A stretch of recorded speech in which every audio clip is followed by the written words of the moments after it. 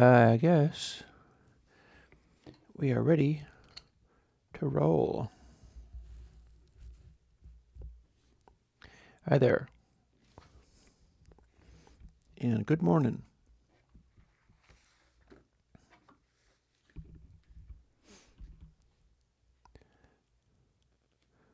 Hey, Ahmed. So I can see that this is rolling. I'm going to fire up a GitHub window just in case I need to look up some source code for anything.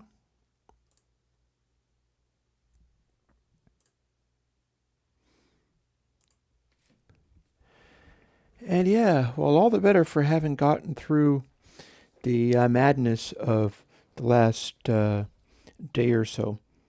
I got hit with so much inspiration that I found myself making a pile of plugins in the evening and on until 2 o'clock in the morning. So, but yep, that's why.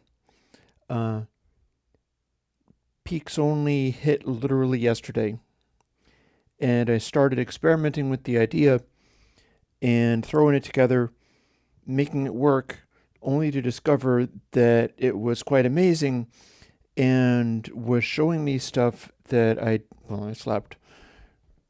I'm probably going to grab another nap after this, just on the basis of trying to catch up with that. Hey, Bo. But yeah, Peaks Only is going to inspire a monitoring plugin. And the idea there is there's a bunch of stuff that I could be doing as far as making a monitoring plugin that lets you try all the various things and indeed have all the various outputs. For instance, as I see it, the first couple of options for that would be not just another dither the way it is in Studio 10. So you'd have all the monitoring available, and then you'd put it to the first option and be able to output 24-bit using NGAD. And the second option would be a 16-bit in case you needed to go to CDs. And then we'd start getting into the monitoring things. Obviously, that gets to include the new plugin, but we've also got the previous ones that are also mix check type things like subs only and slew only. I also wonder whether maybe the experimenting I was doing with Interstage to try to get a biquad based frequency narrower, I didn't like what those were doing.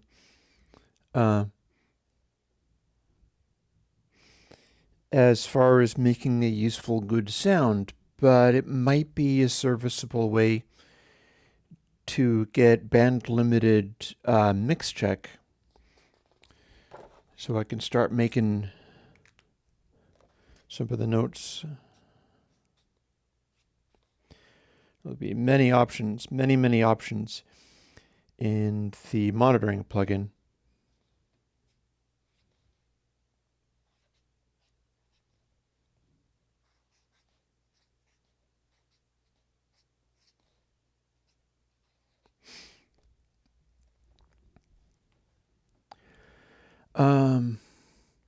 As far as the silhouette thing, I don't know. I don't remember whether I got it into a mixed form. Honestly, Peaks Only kind of makes Silhouette obsolete, because what Silhouette was, hey David, what Silhouette was and is, if people can use it, is replacing the audio of sound with a sort of sputtery noise that has exaggerated dynamics. So the deal with Silhouette is you were supposed to put it on and your mix would be like,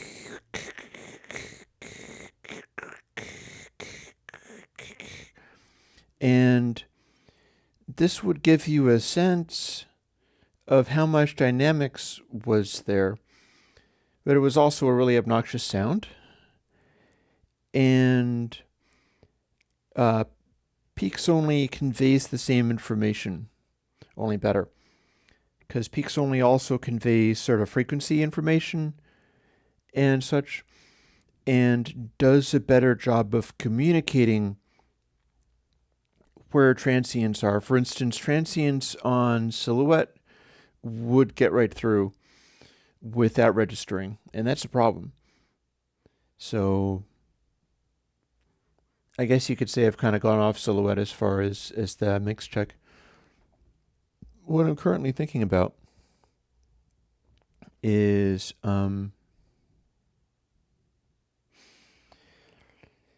perhaps having the monitoring thing also include dithering to 32-bit for those who are working in 64.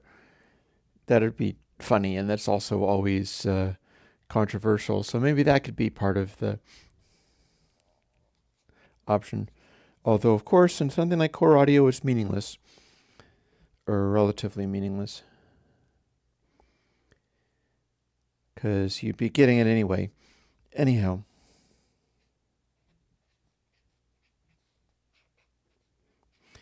Maybe I could make the menu option only show up if we're running in 64.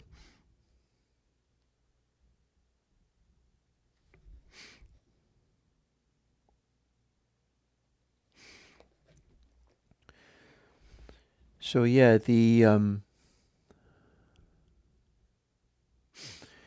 if there are strange things being heard in peaks only, you're being shown something that is in the sound.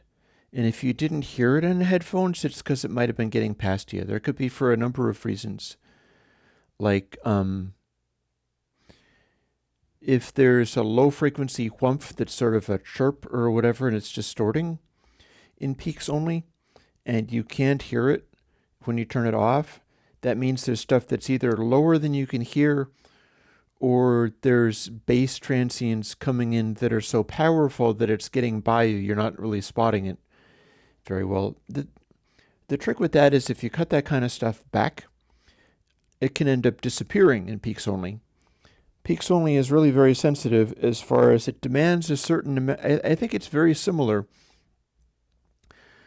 to subs only and slew only, in that you ought to be able to still have a mix that basically balances and makes sense even when put into this weird context.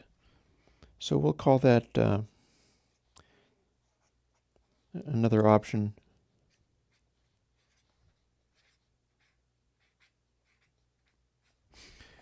So making a list of mix check things. This is also when I ask you what I do when I get back to $1,500, because it turns out that was fake. When people came to actually get charged money for the beginning of the month, when Patreon went through, it dropped me below $1,500 again. So it's like I came through with something and then my patrons fell down in the job, but I knew that was going to happen. So what I'm going to assume is that maybe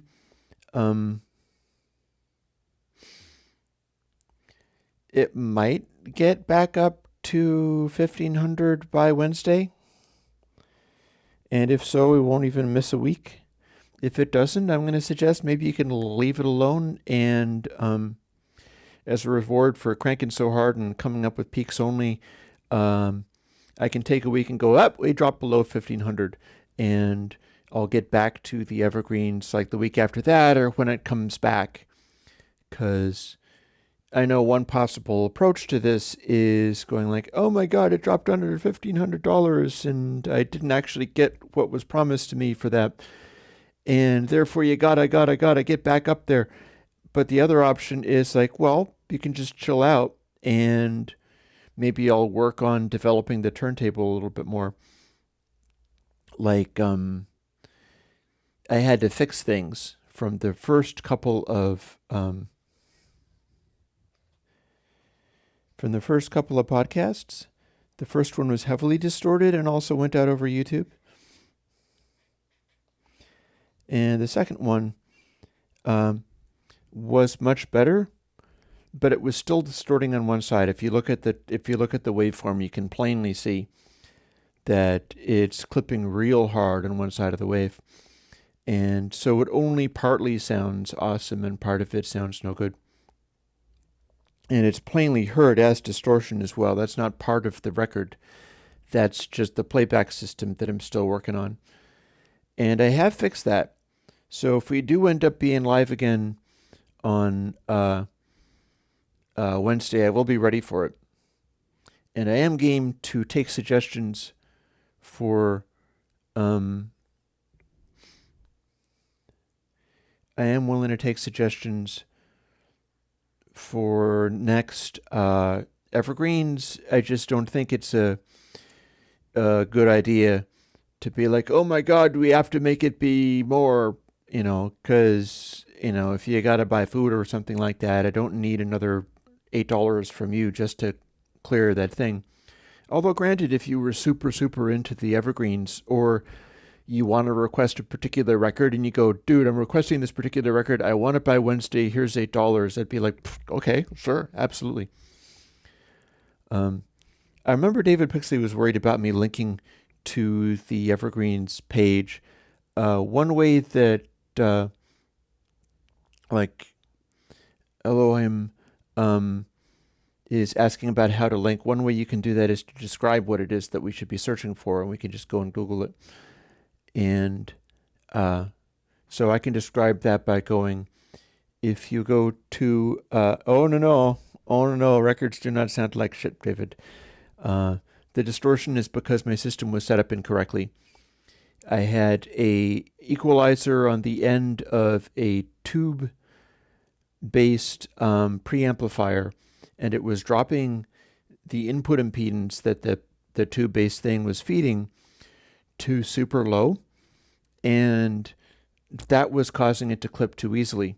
And I had to change. I actually removed all of the, because I had that thing stuck in there for the purpose of being able to feed my amplifiers directly if I wanted, which is neat. I mean, if you do that, it is neat. But excuse me. When I push too hard, sometimes I feel some physical consequences. A little scratchy. There's been a lot like that, honestly. At some point, I will get far enough ahead that things just quiet down a little bit, and I can run in a backlog, like building up a queue, like one does if you're a cartoonist or something. You have to post content on a daily basis. One thing people do is they'll work like maniacs to get ahead, and then their obligations are basically to post the stuff that they already did, but it's not like they're cranking away for hours on end every day for weeks and weeks and months and years without letting down.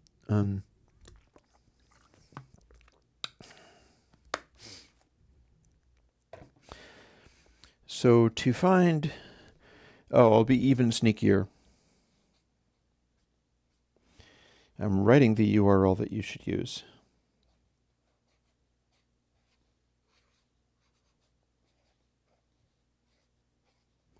Maybe I'll put it up as a sign in my room.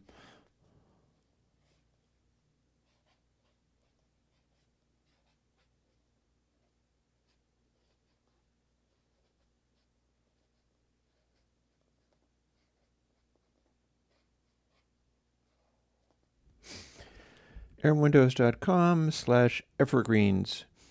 And if you go there, you technically get access to the special patron-only music, the podcast files, because I'm not going to be super netcop about trying to protect those. In fact, I would be perfectly happy if people like torrented or rehosted them and got them out there. Granted, we don't have non-distorted ones up yet, but that's coming. Evergreens is getting pre-production in the sense of I need to fix the preamplifiers and stuff, which I have done. So, in post-editing, technically at this point I can.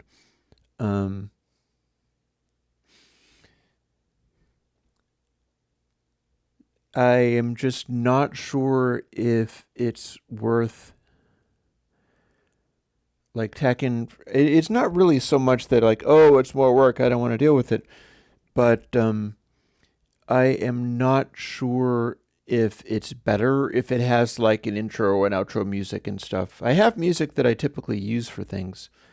The one of the tracks in my music demo-y thing is a piece of music that I've grabbed excerpts from, and I've used those for many things. In fact, I did a Minecraft game stream type thing a number of years ago. Oh, I get you. So, pre-production in terms of go through and wipe the needle drops. Well, something also that might work is if I can make a usable fader that I can reach, because I don't have a fader that I can reach, and currently I don't even have a fader or mixer at all. I went from running through the mixer in an aux channel to running directly into the Motu.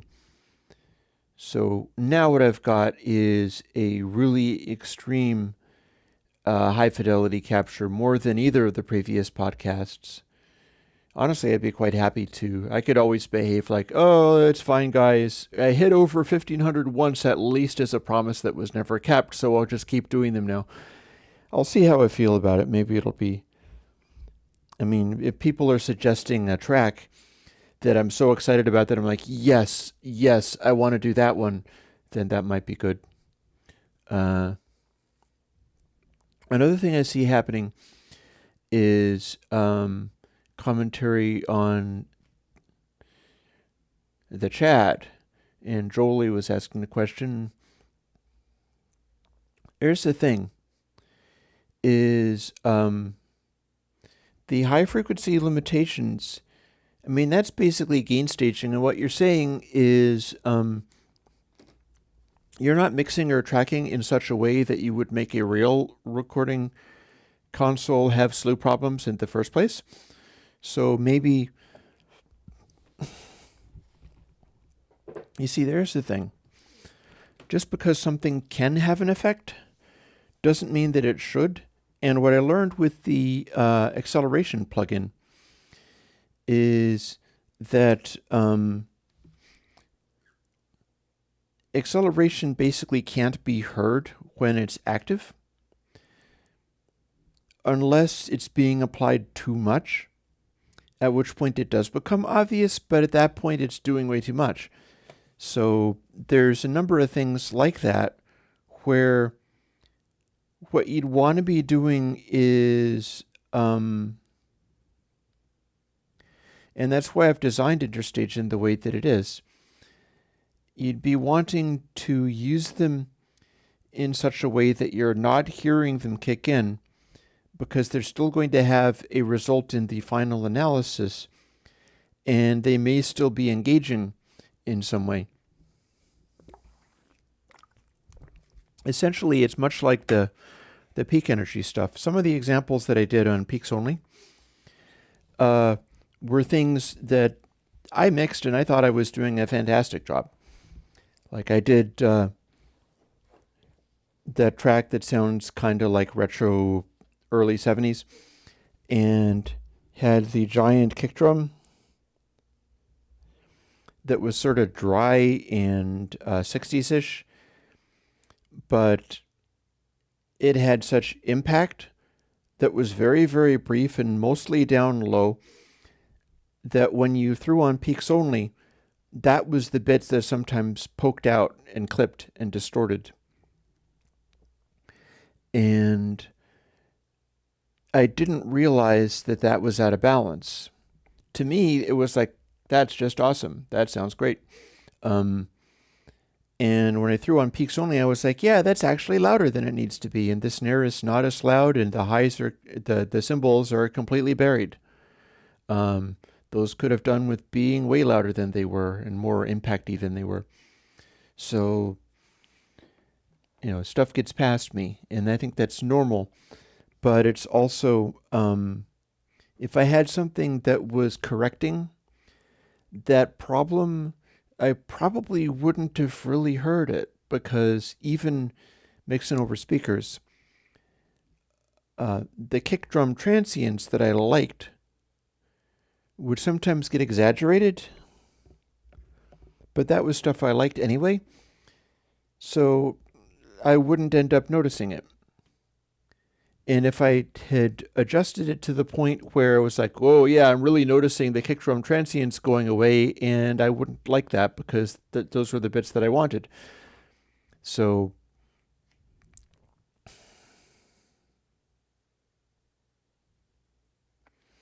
I guess it depends upon what you mean by sound best. If you need stuff that is intentionally whacking the slew, like LM, what is it, 4280? I moved it, now I can't see it anymore. That's like an LM 4250 chip. It's in one of my equalizers, the Eurorack Synth EQ.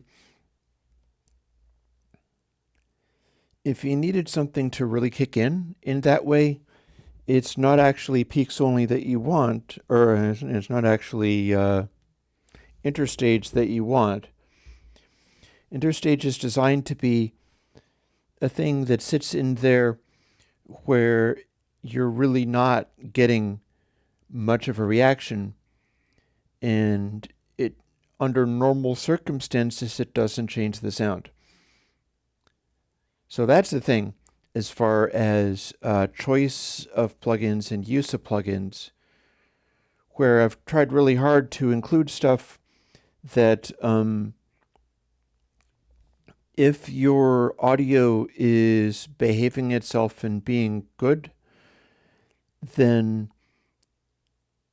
it wouldn't be changing it in a way that's even perceptible.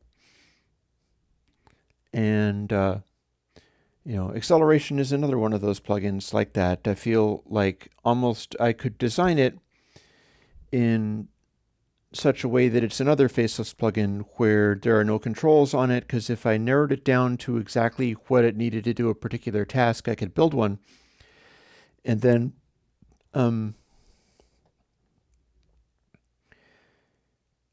you'd put it on and never notice it actually doing anything, unless your audio was really out of sorts, and then you'd probably still not notice it because the stuff it would be doing was just about out of the hearing range for many people. So that's the thing. It's a challenge, and I do need to keep making stuff like I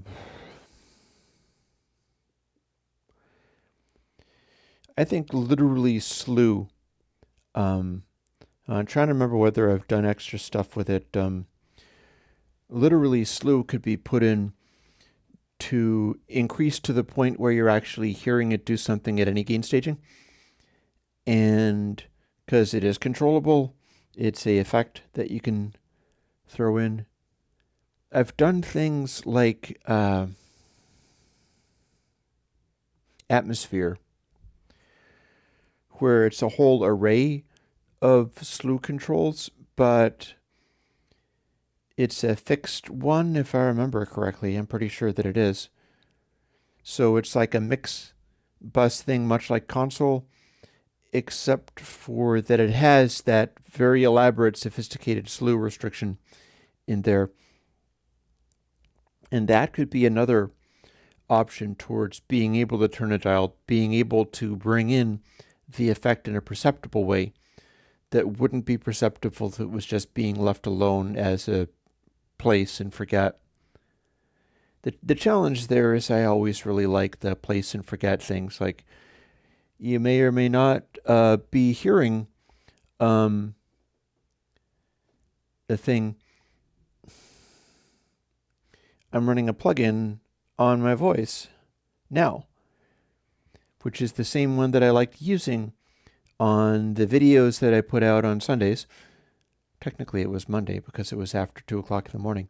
I'm throwing Curve on because I discovered that OBS, Open Broadcasting System, lets you throw plugins on channels and tracks and things. And so that is very, very gratifying to me that I get to use the one that is my mix leveler in actual streaming. That's very pleasing. I can throw peaks only on the music stream. Now that would be terrible. I'll put it into mastering. Yay. I should continue with my note making.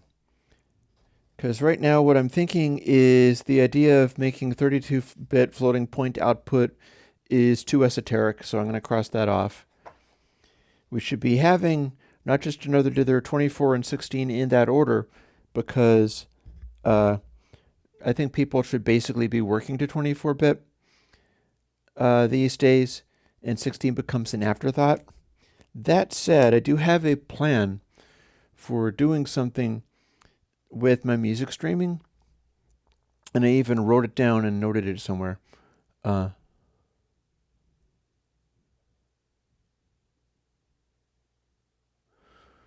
Well, that's an interesting question. I think maybe it depends upon the kind. I'm not sure whether you were like, I'm running it on Mac OBS, and I think it let me instantiate an audio unit. It gave me a choice between audio unit and VSTs. And remember, none of my plugins have a GUI, and Curve has no controls. So I would not have noticed whether it was working or not. Maybe they did, maybe they didn't update it. Because some of my plugins, like Interstage, like Curve, don't have controls anyhow. Therefore, you can instantiate them and there's nothing to change. And that's, I feel, a convenience for these primitive programs that don't do stuff properly, is you can still use things. Curve has no parameters. Curve and recurve are more of the blank ones, as you know. Or as I know, because I just used it. So it sort of got by us in that I put that one out. I don't think it made a lot of a ripple, but I remembered because it's like, oh yeah, that's the one that acts kind of like a automatic gain control, and it doesn't swoop up in volume when you're quiet, and it'll swoop down and it'll kind of just chase subtle level averaging to the point where I throw a curve on voice all the time now.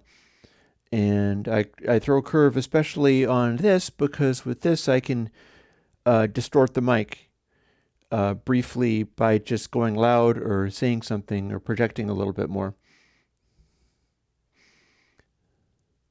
I need to add something to my list.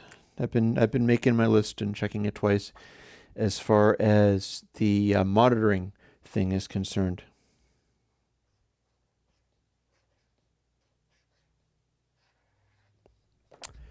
Mono mix check.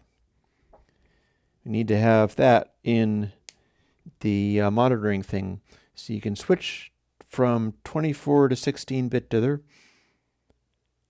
24 dither should also work for a lot of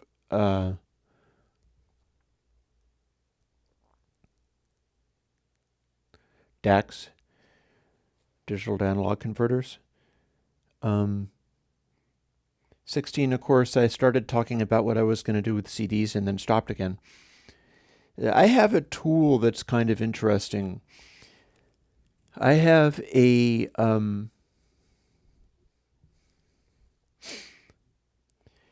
CD and I think also DVD bin copier where I can put a master in and then run off like 6 burned copies of something. And it's been obsolete for years and is still there and is still just as capable as ever, but I've not had a use for it. I've tried to hawk it before, nobody was interested. It's a perfectly fine thing, but the reason I'm thinking about that again is because I'm going to revise the music stream that I basically just do because it's me getting in touch with stuff and expressing myself in music on Tuesdays and like that. Um, I've decided that rather than trying to hit a 2 hour mark like some of the dub techno um, podcasts and things that I've got, I'm interested in changing it around.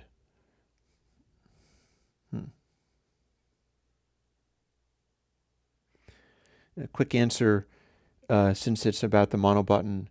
Um, you know, I'm not sure that makes sense for a monitoring plugin. That is certainly what you would have on a mastering console. That could be a separate thing.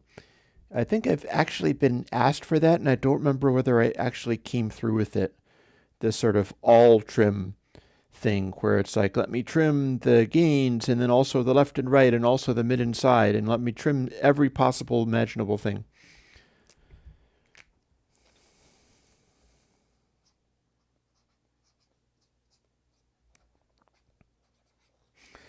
I'll write that down as well because I have the sneaking feeling that I never actually came out with that one. People were wanting that. People were wanting like, okay, overall gain with dB and also left and right with dB and mid and side with dB and so on and so forth.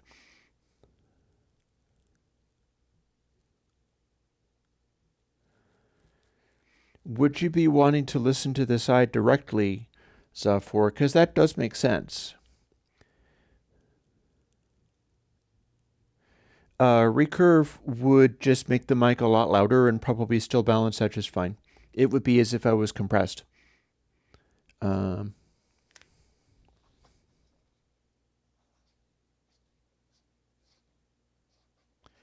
Here's an interesting question.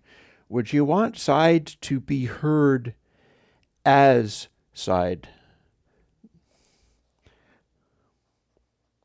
I can flip the phase back again, and then the center will drop out and you'll hear only stuff in stereo as if it was in stereo. I think that'd actually be cool. I would like that. I think we're going to have that.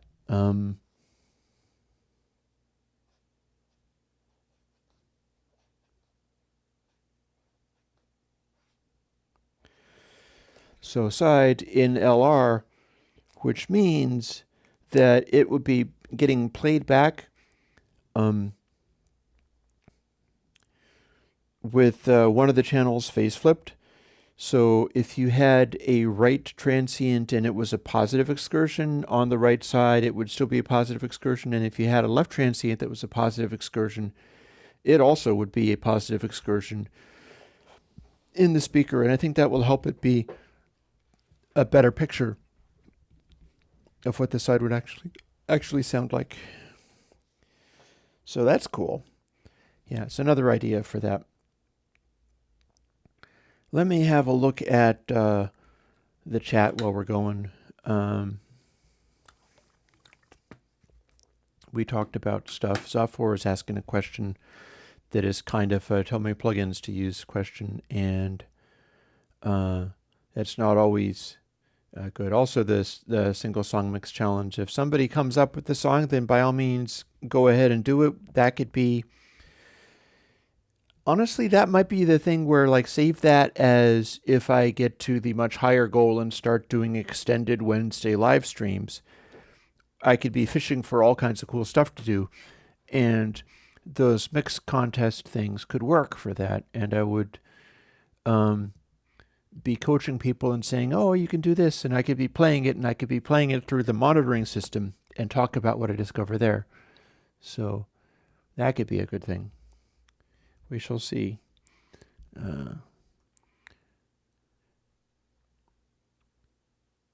So taming the harshness of sample drums, Ditherfloat is not going to do that.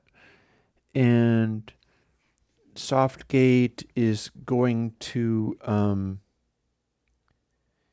you could use Gatealope also for that purpose. If you're using something like Softgate, you could also be using Gatealope. That would do the same thing. It's not quite the same, but it's similar. And as for looking for a compressor and wanting it to be 2B, you can look at Verimu, and you can also look at Pressure. Pressure is a classic for that. It might give you something that you like, because from way back, it's one of the first ones that I put out, and from way back, that has been a popular one. So that'll get you a very, very Mu-ish kind of behavior too. Bo asks, and by all means bring up stuff that I didn't get around to, and I will get around to everything eventually, one way or another. Excuse me. So what happens with aliasing?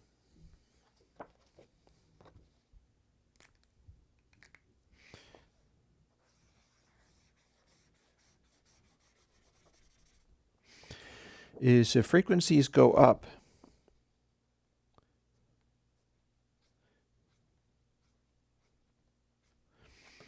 and you're checking them at these time steps, and then you're checking them at the same time steps, but the frequency is too high, what you'll get is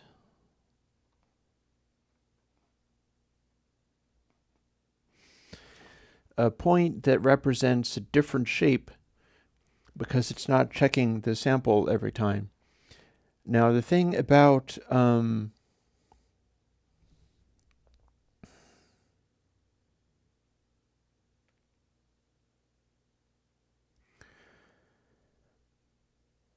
when you're distorting stuff, it's generating harmonics. The harmonics aren't being shown directly, but you wind up with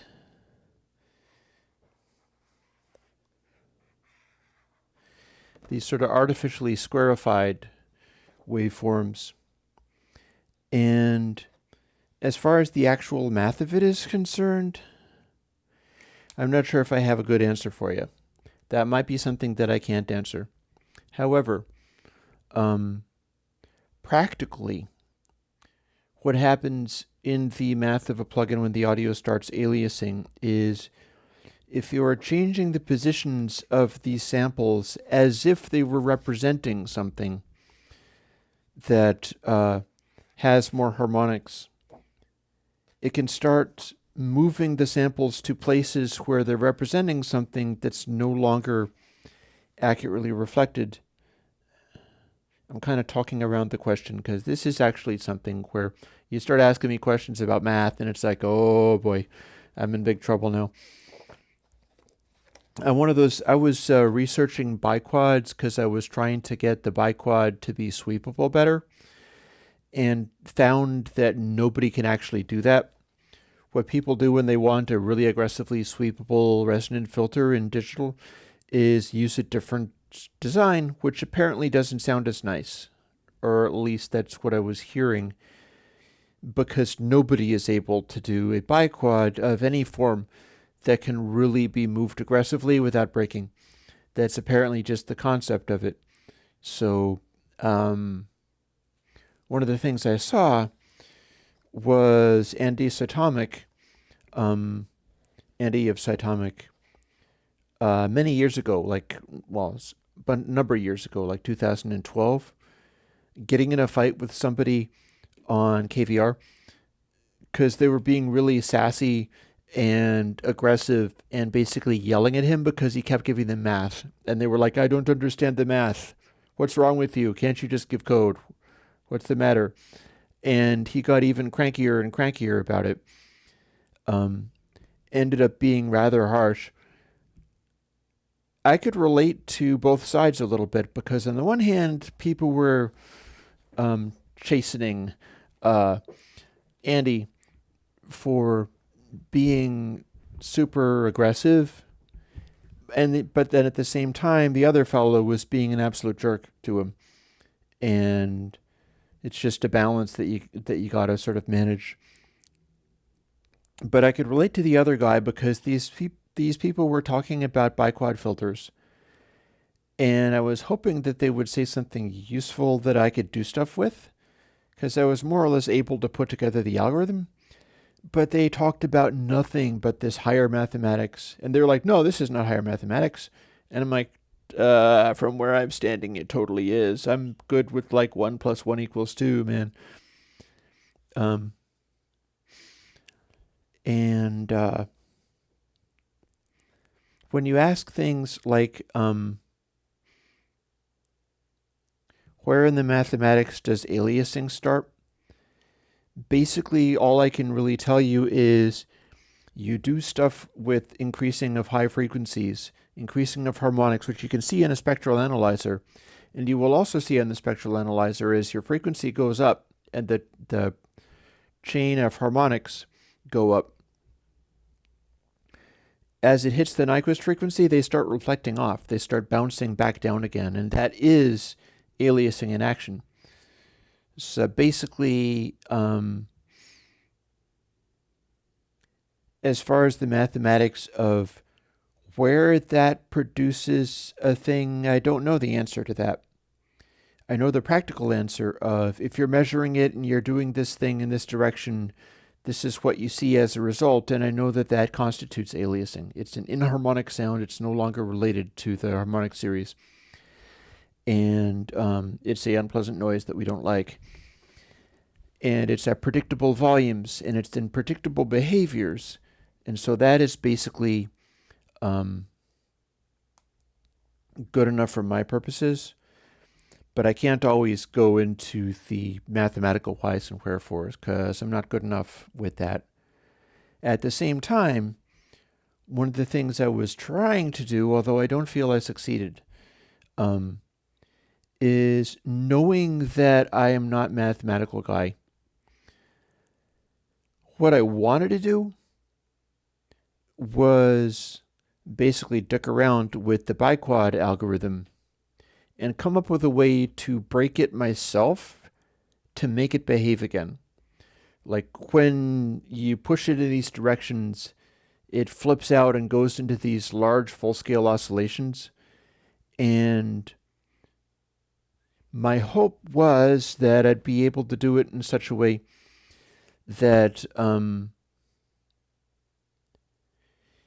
I'd be able to mute it or control it or make the resonance be less or something like that. Although oddly having the resonance be higher helps you be able to move the biquad around more. I don't know why that is, but it is. But I was looking for something that a math guy would not find because it would be the wrong answer, but it would be the wrong answer in a useful way. Because that's something that I'm able to do, and I sometimes run across difficulties from, the math guys. And I also run across difficulties from my brother who helped me set up the VSTs in the first place. Because not knowing that stuff, I feel like I have a greater willingness to entertain ideas that are just obviously wrong, but wrong in an interesting way. Like slew clipping on digital stuff and what that can do. Is that there are ways of doing things where you would go, well, that's not proper analog modeling at all. And I basically don't care if it's doing something interesting. Sadly, as I tried to do that with the biquads, nothing I did was actually helping. In that there was nothing I could do in the middle of the equation. I had a sine wave modulator going in there at one point where it was just taking the frequency response and like whoop, whoop, whoop, whoop, whoop, so that I could just wreck the sound over and over again, make the biquad blow up in this repeating way. and then change other aspects of it and try to get something where it's like, what can I make this do where it's either not blowing up, even if it's losing the filtering that it's applying, or is going silent. And sadly, I was not able to come up with the magic wrong answer for that kind of stuff. I should scan a little bit up here as our conversation is continuing.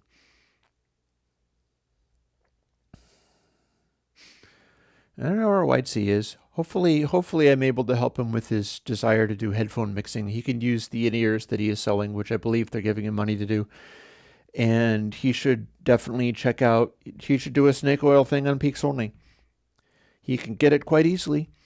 And I think it beats anything else he's got as far as being able to mix on headphones and get a reference for what that was. And I do have ways of, I should include that in the monitoring list. The idea is to be able to include some of this stuff so that people can hear what they're doing a little bit better in that context. I don't really know what a distortion checker would be. I suppose I could be looking for corners.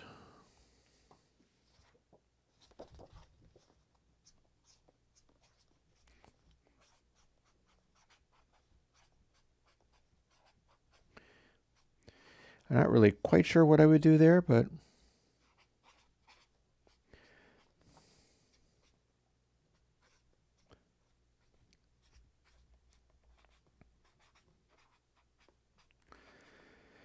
there should be some kind of way where I can take two waveforms like this one and work out how I can simply exaggerate stuff like this. Because if you're looking for distortion, you're not looking for necessarily just brief little high frequency stuff. You're looking for a situation where there's literally a corner on the waveform because you're doing some kind of softer hard clip. And there's bound to be some kind of algorithm I can do where you'd either be able to make this go louder or perhaps even invert it and make it go quieter. So that's something I'll have to... I've got a few things in the queue, so maybe I have a couple of weeks to ponder over stuff like that.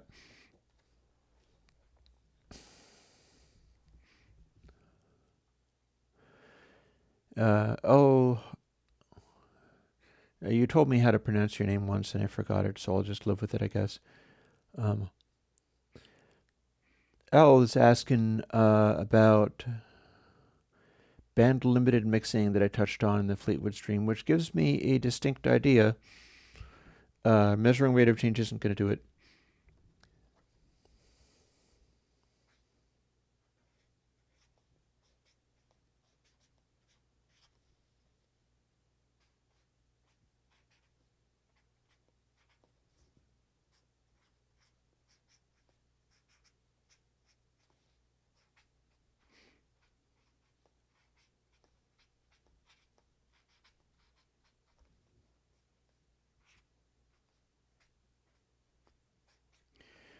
Here's the thing.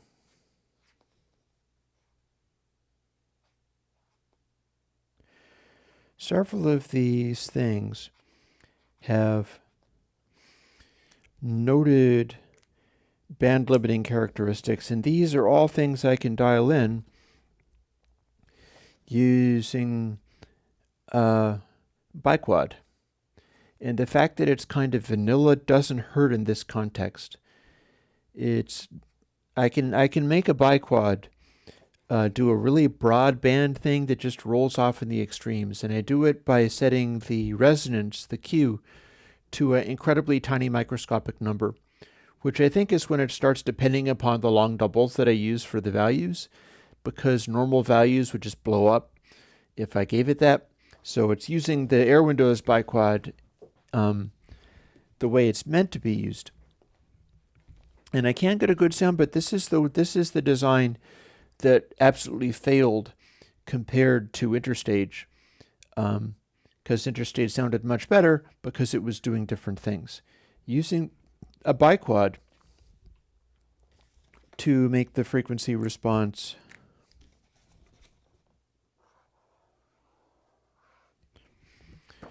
go like this, and it's going to roll off at DC, and it's going to roll off at Nyquist, and because it's a bandpass, it's rolling off at both of those extremes real sharply, and that's shown on the spectrum analyzer. It does actually work, but it sounds incredibly bland. It sounds boring. But for a monitor mix thing, you don't want added color, so that actually makes it ideal. So the next question would be, what center frequencies and what extremely low Qs, what extremely low resonances do you get for, say, the maximum you can get onto mastering a vinyl record?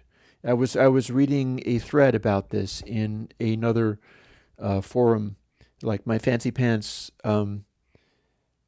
sound engineers forum that I like going to. It's Terry Manning's place. I actually discovered recently, I can't believe it, that I had been going through that estate stuff with my parents passing away and picked up. Actually, you know what? I'll show you because this is kind of fun.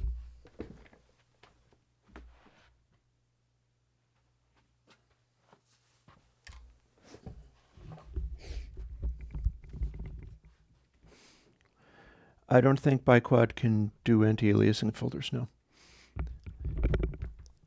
So I picked up this. This was my dad's. It's a medium format camera. It's a Mamiya C22. Old Japanese camera. And it uses these rolls of unusually sized film and shoots perfectly square images. And is just kind of cool. Although it's really so primitive and manual in every way that like my dad stopped being a photographer at some point. It just wasn't interesting for him anymore. But Terry, who did Led Zeppelin 3, or engineered Led Zeppelin 3 and the best of the ZZ Top albums, is a avid photographer. So when I came across that, I mentioned it. I don't remember whether I dropped a note or something. I mentioned it, and I was like, oh, hey, got this, thought of you. And only found out, like, this morning that, as a matter of fact, that was, in April or something like that. And the forum software that Terry's forum uses is a thing called Tapatalk that's extremely obnoxious.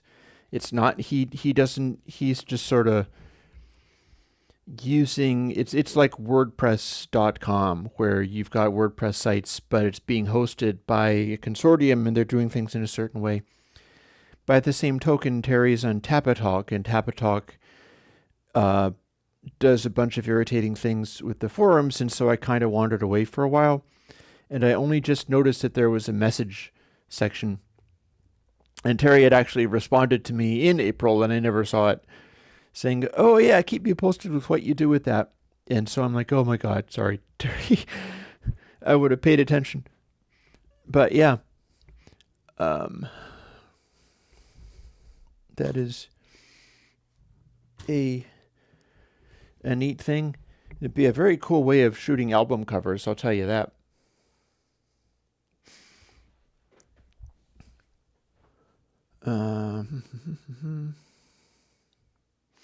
Scroll up, try to follow some other stuff, see what people are saying. Banded limited mixing. See, this is what I want to do, is set up the biquads, because what people were talking about on that forum, which reminded me of the the Terry photography story. They were talking about, are frequencies above 16K completely useless in every way? And the answer is kind of strangely yes in many ways, at least for music, you know. There's a variety of reasons. One of them is, about 6 feet away, you've already lost it. So anything that's supposed to feel like a live performance or in a big space, you already don't want to have that stuff there. But vinyl records, typically the mastering consoles would run through, like Neumann had a sort of band limiting filter going on, and they would typically throw on a like 18 dB per octave 16K filter. And that's on a lot of stuff out there. And you also had to limit extreme lows on vinyl because it would just eat up groove space and be useless. So vinyl already has a band limiting, and you can set a optimal, ideal, most extreme possible vinyl thing and have it closely mirror what the IIR bland vanilla bandpass filter can sound like at those extreme settings. And then it'll start rolling off that stuff at about what you would expect from the vinyl record. And you get to monitor through what you'd have in that context. And then you got your mix check speakers. Part of mix check speakers like Oratones or Avantones are the bandwidth limitations. They're best if they don't have a lot of resonances, because the resonances don't really help you there. But part of it is the band limiting, having it be a single driver that is not able to go too high or too low in frequency, and that's going to be a more confined presentation than the Oratones. I mean, more confined than the vinyl mastering. But it's still going to be fairly broad, and I think that that's going to cut off the lows considerably more than the vinyl would. So you could place the center frequency maybe slightly differently in order to... Also, there'll be a taper depending upon where you put it. You could put the center frequency very low and then make it be extremely wide, and it'll wind up being a bit of a tilt. And then lastly, you have like phone speakers. And what would you do if you wanted to have part of your mix check be like, what's it going to sound like over a phone speaker? Well, another bandpass, another biquad, and you'd voice it a lot higher, and then just roll off in that way. And goodness, what else were we talking about? There was something else having to do with band limiting, but I don't remember what it was. Ahmed, I have an answer to that. Is there a way to listen to just the compression of a compressor? I don't think so. Or how much distortion is happening? I'll work on that. The magnifying corners on existing waveforms might be your fix for that one. And if I can make that happen, you would be able to magnify the corners and also remove the corners. So that might also be a helpful thing. That would probably incur latency. Unless I was able to do it strictly one-sided, that might be neat as well. But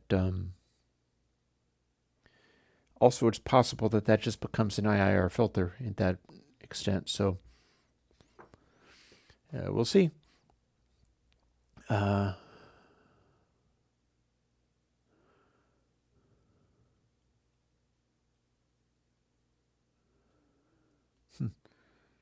Listening to the delta of the waveform. Well, that's enough. That's an interesting enough suggestion that I need to write that down, because maybe I can do something pursuing that idea.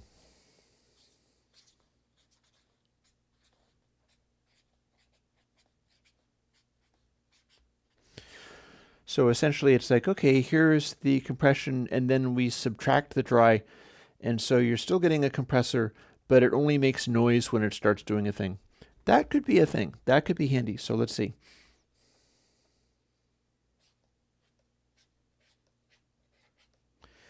It'd be a listening mode to stick into the thing. And you could do that with literally any compressor, so that's handy. Doesn't matter which one you would choose, as long as it's departing from the original sound, that becomes a thing that's possible.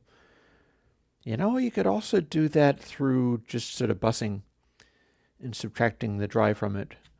But that said, or in patchworks, I suppose, Blue Cat patchwork. But I'll make a note of that because that seems legit.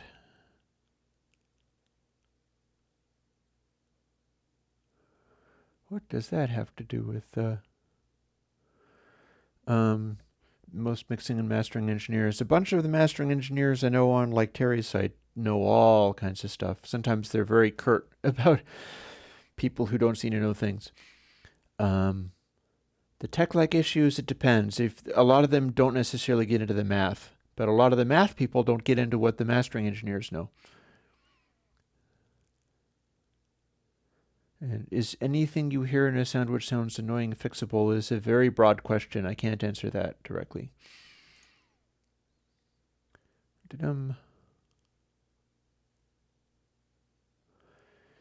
Biquad's definitely not perfect for anti-aliasing filters because you can't set it outside the existing Nyquist frequency. And in order to do an anti-aliasing filter, you have to be able to set a brick wall filter in the middle of the band, and you can't do that with a biquad.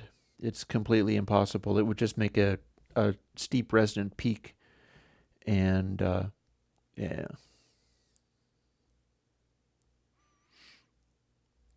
Mind you, you can always put anti-aliasing filters, maybe a couple of poles of biquad, and just do a steep filter and have it. Suppose you're running into the aliasing thing. Because the problem with that, if you're working on aliasing of something like a distortion, in order to work with an anti-aliasing filter, you'd have to upsample and then downsample again to even make it do anything. So that can pose a problem already. And it tends to become over-processing, too much stuff.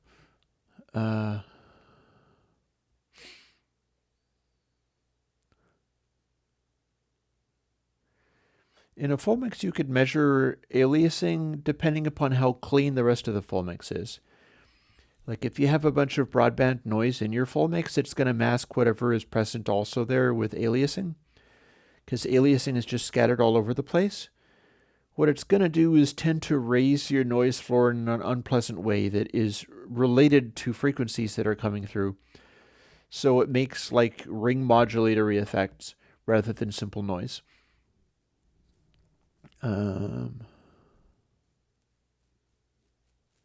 Audio does have blur. Use my average filter.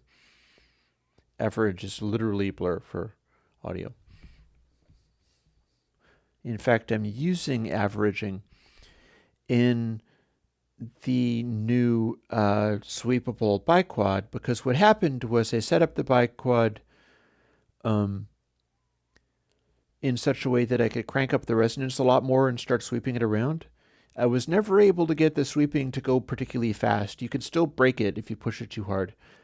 But if you crank up the resonance too much, since it's part of a console style thing, it'll develop a clip. It will develop a distortion when you crank it too much. And so I have it's getting padded by the amount of resonance on it. So rather than just making the resonance go super loud, you can crank it up and start sweeping it around and it's still musically useful. And then after that, since it was making harsh clipping, I threw an average filter that follows the filter. So your darker rolled off stuff, even with moderate resonance, has a kind of muted clippy thing that sounds sort of polyvoxy or something. It's granted you can't sweep it fast, it's still a decent sounding Airwindows synth style filter living in a plugin. So there's that. I grant you it would be much nicer if you could move the frequency rapidly, but in a biquad apparently you can't. So it's a workaround.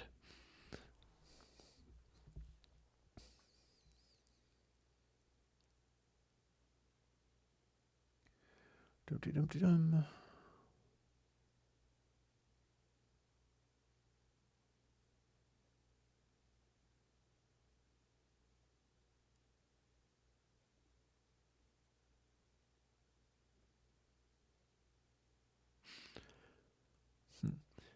bits of that. Oh, hi, am I?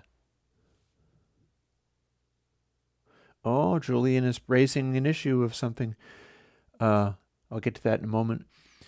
Um, Stevie was not recording at the same time as the drum kit. The drum kit was tracked first, and they just kept overdubbing other things on there. But the drums were very early. The vocal was not being done at the same time, which is different from, say, stuff like Goodbye Yellow Brick Road. Often was being recorded as a full band with live vocals. Not always. There were particular ones in there where the live vocals, there was another vocal track that was put on. If I'm not mistaken, on Saturday Night's All Right for Fighting, um, it was the band and Elton John just singing, and then he overdubbed piano afterwards. But yeah, Fleetwood Mac definitely not. Fleetwood Mac Stevie was not singing at the same time as the drum kit.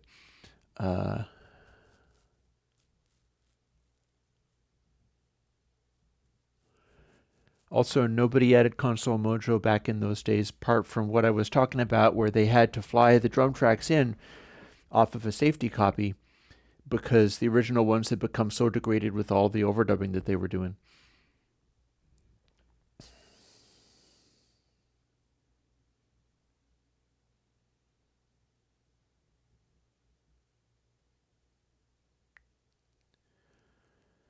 Um, if you're doing a sample-based modulation, see, I don't know whether you're talking about vibrato or tremolo frequency or amplitude modulation or what.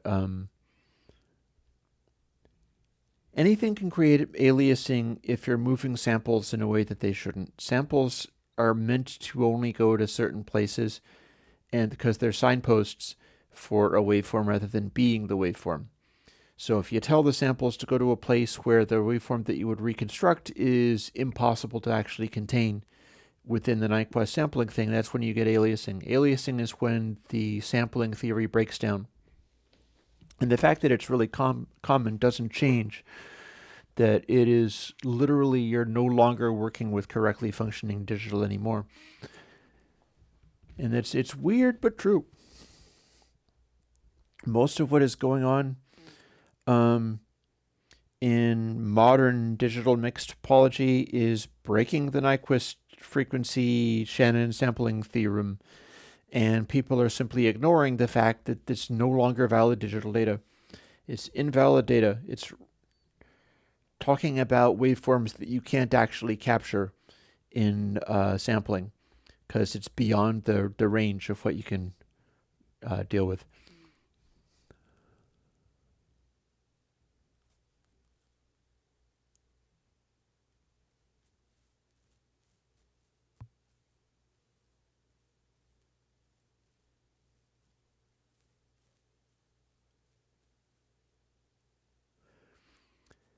Yeah, let's get to Julian.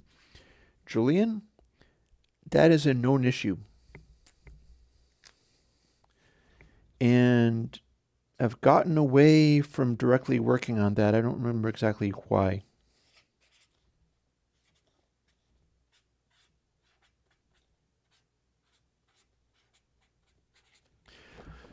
So the thing with the DS is that I need more sort of poles of measurement. It's working on a specific window where it's looking at the samples, and if I extended it outwards or made it controllable in perhaps a more sophisticated way, I have to completely revisit the algorithm because the algorithm is working on a sort of hard-coded level and need to come up with another level upon that level where I'm able to scale it smaller or bigger or whatever.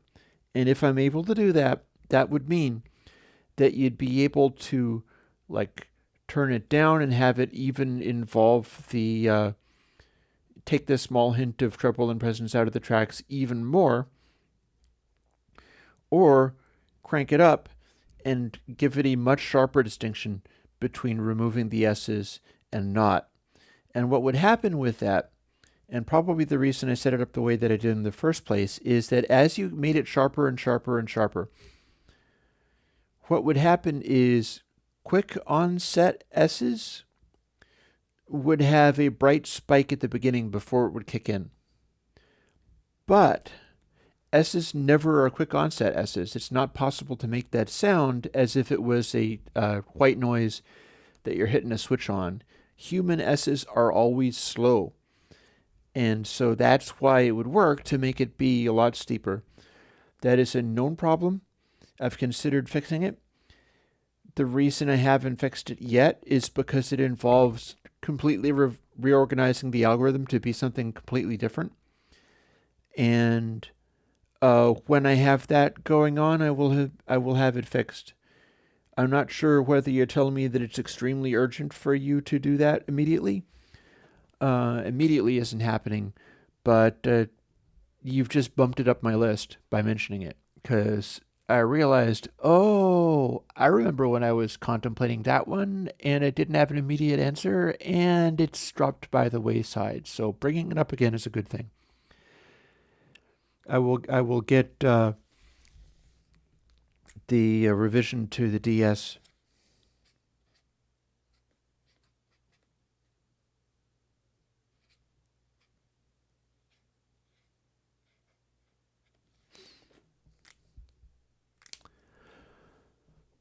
And that can show up pretty soon. So we're about an hour and 10 minutes in. I've got about 45 minutes to go for this.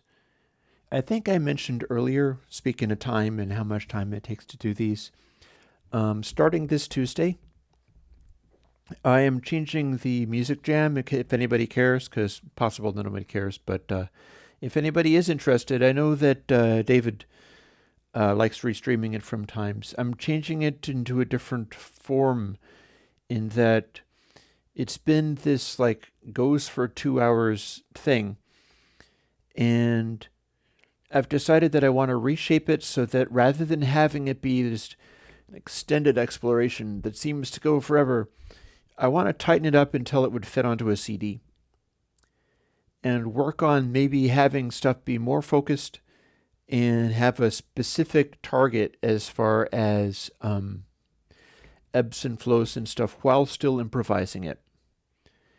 I would like to maybe set stuff up a little bit in advance. I haven't decided whether I'd want to be doing that on stream or not.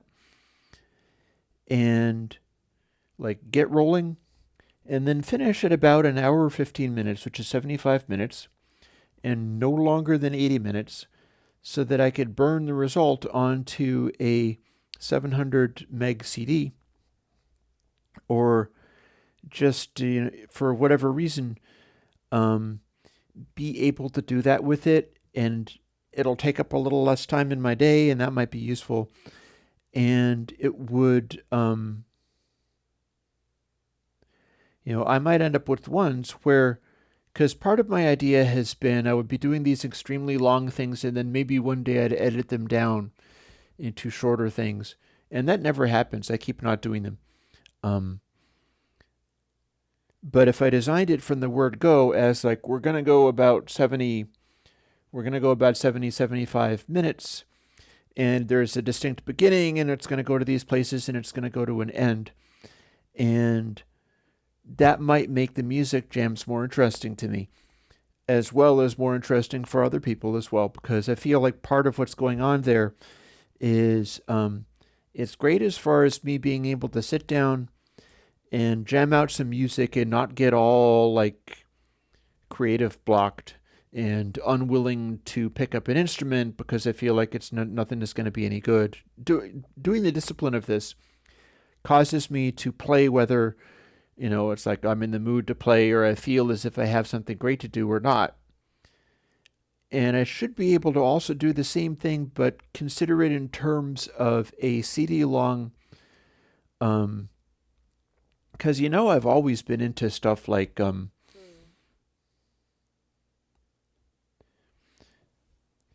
side-long progressive rock explorations, Close to the Edge, or Tales from Topographic Oceans. I quite like. It's supposed to be really terrible.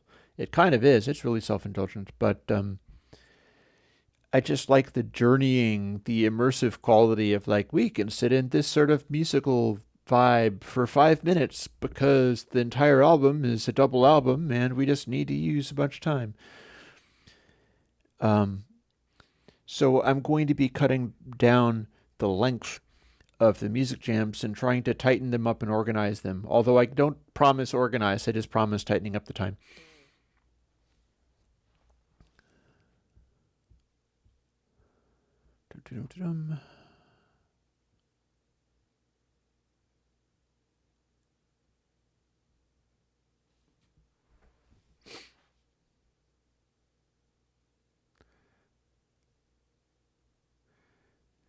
Yeah, I'm not sure how accurate that article is on dreams, because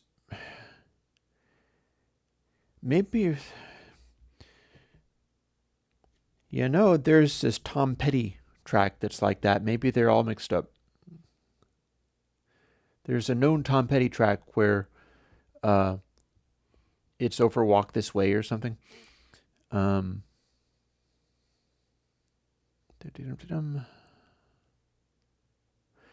I have no idea what OTT is. You're going to have to remind me. I know you're trolling. I don't mind. Whatever. Go ahead and troll. But is it some kind of betterizer or something? It's probably a crazy multi-band everything. And yes, I will get triggered by talking about multi-band everythings.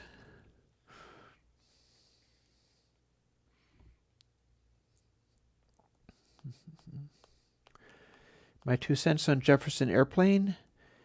I had a Jack Cassidy Epiphone hollow-body bass once. That was actually really neat. I think I did end up modifying it in various ways. I've been meaning to modify the Fender Mustang bass that I basically swapped all of my other basses for. The thing about the Jack Cassidy Epiphone hollow body bass is that you can adjust it in various ways to where its strange little tone controls and things cause it to have this very electronic bass sound. You can make the thing sound like psytrance or whatever. You play it in the right way and you set up the things right, and you can make it have this really very resonant quality that's almost synthetic. It becomes practically artificial. It's got a very unusual quality to it.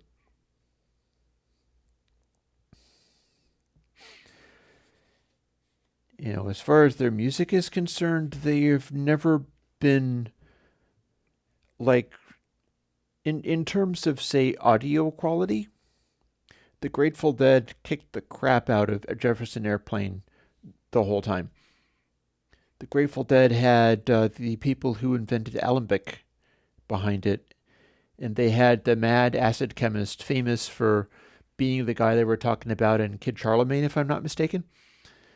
Steely Dan's Kid Charlemagne is about this dude, Owsley. I can't guarantee that. I just suspect it. I suspect that is the guy. And Owsley was involved with the Grateful Dead sound back in the earliest of early days, to the point where it is known that even on like the Grateful Dead's first album, where it's just kind of really cheesy, but all that early stuff, they were using what was called the lead sled.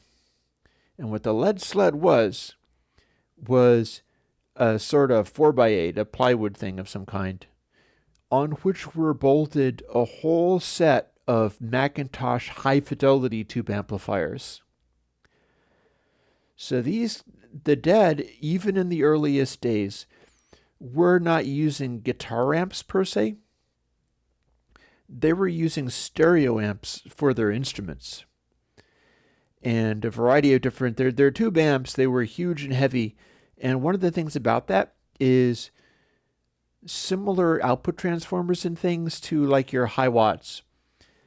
There's guitar amplifiers that are known for having unusually large output transformers and a really big punchy sound. The Dead had that all the way back in the first album. All the early stuff, Anthem of the Sun, Oxa Moxa, American Beauty, Working Man's Dead, all that kind of stuff, Live Dead, all of those records were being done with basically fancy, boutique, wildly experimental equipment. I mean, they went to low impedance guitars super early. So if I started doing evergreens on the Grateful Dead tracks, it would be super interesting because I know for a fact from doing my historical research that they were doing bonkers things with the audio and always were. They were always just pushing the limit, and some of the Grateful Dead records specifically, and also the live performances, were phenomenally high fidelity.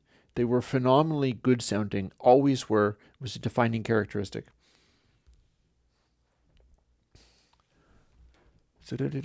Oh, Tony says hi. People are talking. That's good.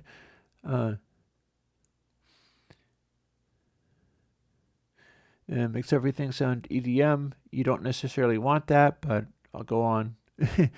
Great for Simpson makes everything else sound tinny. I can believe that. The thing about making everything sound EDM is that it's almost like when you have your like early string machines and things.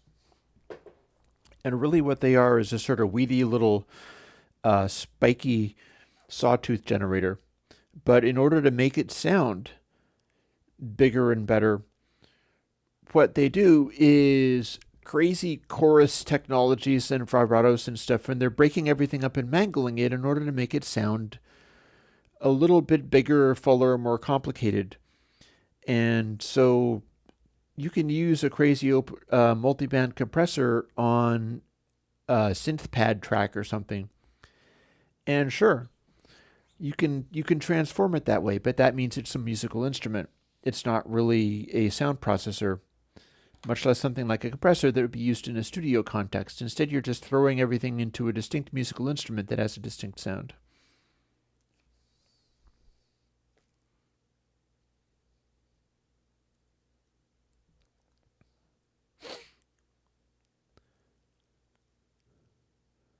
So I have no idea who Greta Van Fleet is. I'm apparently missing out. Cosmic, quick question. Is it insane to think Console 6 channel is an amazing fattener without Console 6 Plus? No, it's not insane. It's a distortion. You can run any of those distortions on their own, and there's nothing so wrong with that. David asks, is there a chance of Dark Side of the Moon?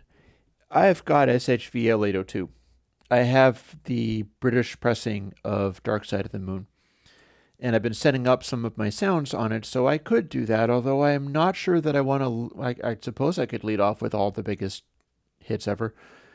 I do wonder whether maybe experimenting with other stuff would lead to me continually upgrading the record player and stuff, as I've already been doing, and perfecting it so that when I did arrive at Dark Side, it was truly impressive.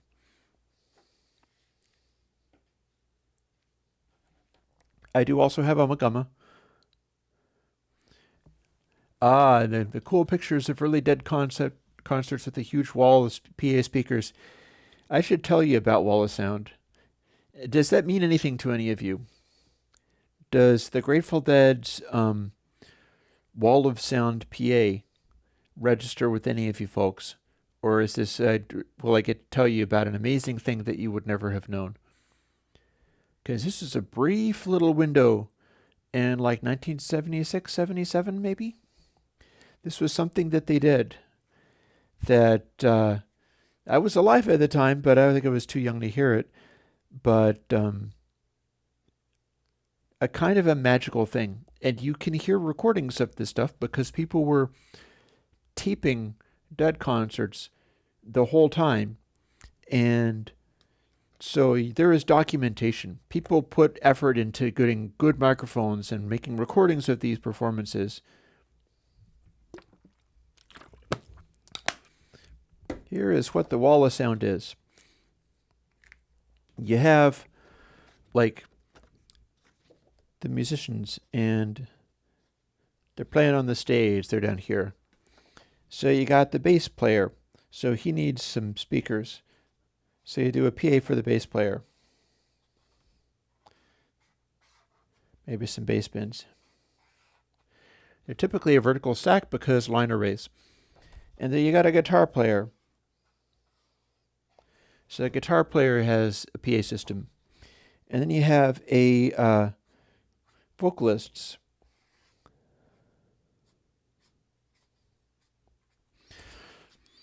So each vocalist has their own PA system and independent discrete speakers as far as the vocalists. I think that's how they did. See where I'm going with this? In the late 1970s, sort of mid-late 1970s, the Grateful Dead ran a PA system in which every single musician had his own individual dedicated PA system, and nothing was being mixed on any mixing console. All they could do was, I think, have a guy who was managing it, and he was able to adjust the overall level of all the different PA systems. But there was no mixing electrically. Every single instrument was running through its own set of PA stacks, and that's why it looked like a wall of sound, because there's infinite, these large numbers of PA stacks everywhere for every little instrument that they needed. As a result, the maximum transient speed and the maximum energy output of the wavefront coming off of that is the composite of all of those things put together, rather than the composite of any individual element trying to put across the full mix. It was essentially the symphony orchestra approach. And they did this. It was an enormous pain in the butt. It was incredibly expensive. And they ended up with PAs that were powerful enough that they were able to roll back to the original way of doing things, where you mixed stuff and ran it through the speakers. And they were like, well, this is a lot easier and we can get it to be pretty much as good. But honestly, if you were really perfectionist about it, those gigs are still being talked about today as far as the concert experience is concerned. And it's something that could still be done by anybody who was putting together, for instance, supposing you were in, I don't know, some basement or some hall or cavern or something, and you decided that you wanted to do an electronic performance. And so you were getting together people, and everybody had this or that or the other thing, and you were trying to do a electronic performance. So you got your synchronizers, and you're passing sync around using cables and stuff.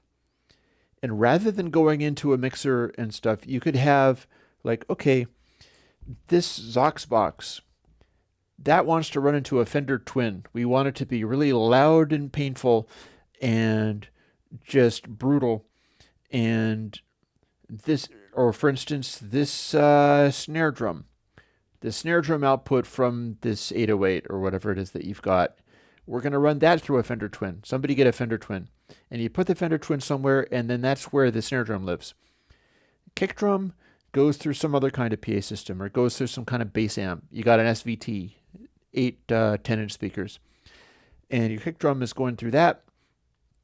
If you can get a hold of the amplifiers for it, and then that is filling in your thump, and the thump is not interfering with anything else. Meanwhile, your bass of this or that or the other thing, you can do that even with house music. You can do that with a live electronic mix and just split everything out into different kinds of amps and things. And you can choose them based on what kind of sound you want. For instance, get little Fender champs and put high frequency stuff through them and put them up on poles or wherever. They're open backed, so they're not going to do bass, but they can do high frequency stuff super good.